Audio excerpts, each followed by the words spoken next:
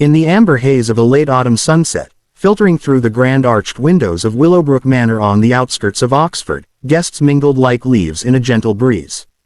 The estate, with its ivy-cloaked stone walls and whispering gardens, hosted an annual charity gala for orphan children, a cause that drew the city's luminaries under crystal chandeliers and the soft strains of a string quartet. Among them stood Isabella Thorne, a vision at 34, her raven hair cascading in loose waves like midnight silk, framing eyes the color of stormy seas.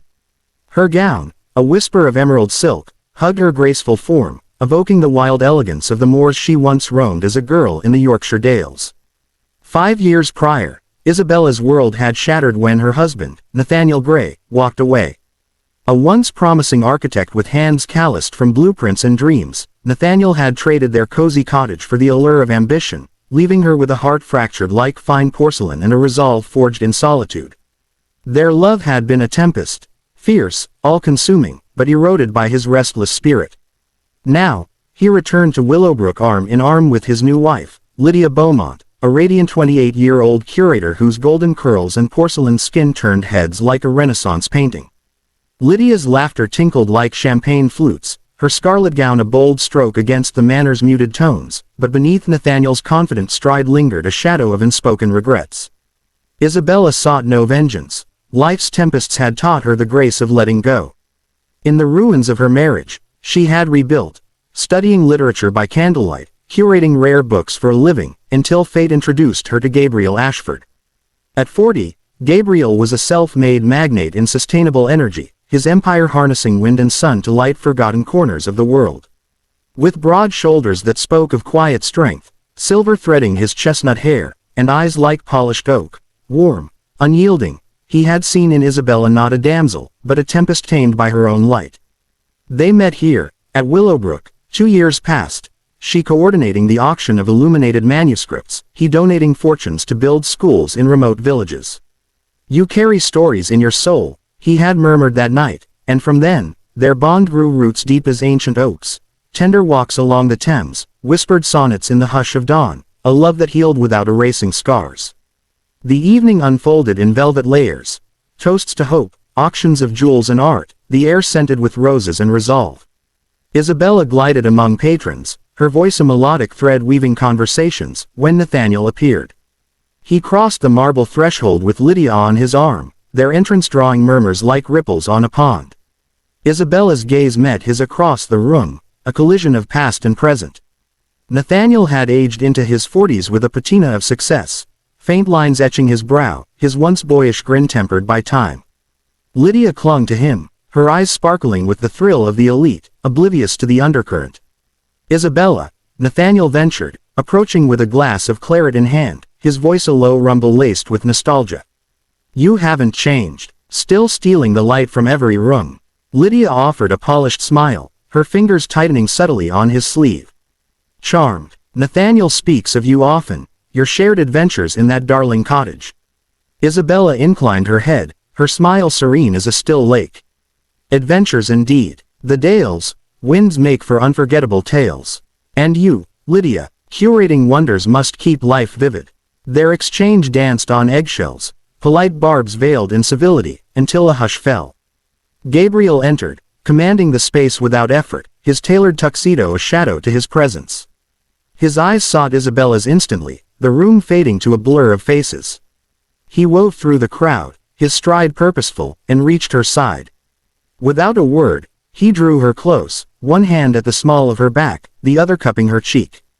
Then he kissed her, not a fleeting brush, but a deep, unhurried claiming of lips, infused with the passion of sunrises shared and storms weathered together.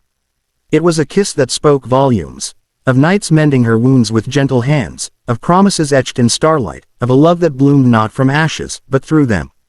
Isabella melted into it, her fingers threading his hair, the world dissolving into the rhythm of their breaths. Nathaniel froze. His claret trembled, a crimson droplet spilling like blood from an old wound onto the pristine floor.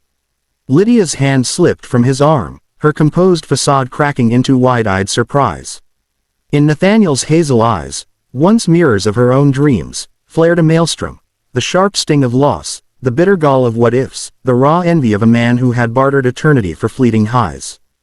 He remembered her broken, curled on their threadbare rug, whispering, "Why, Nate?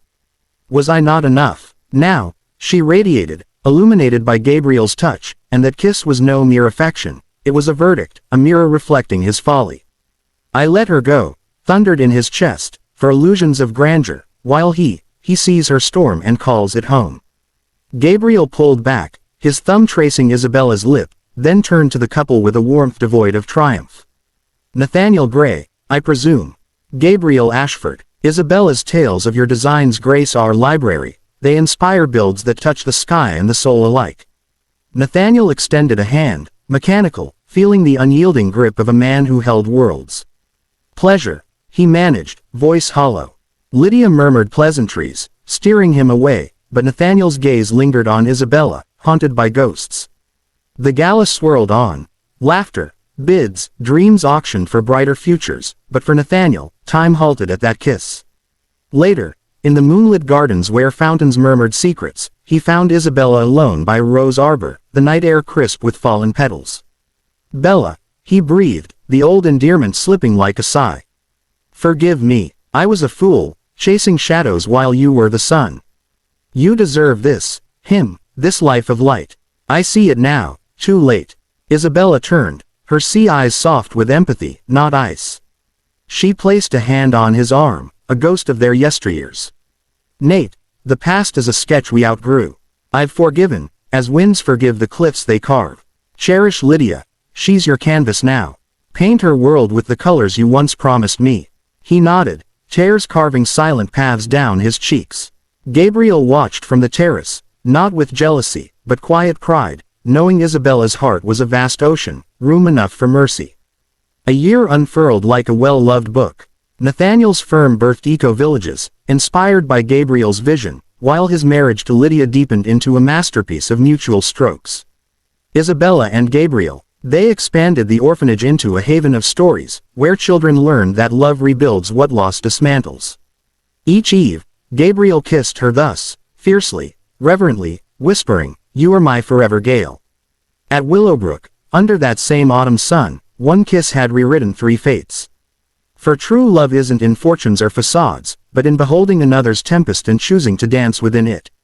And Nathaniel learned this not in ruin, but in redemption's gentle dawn.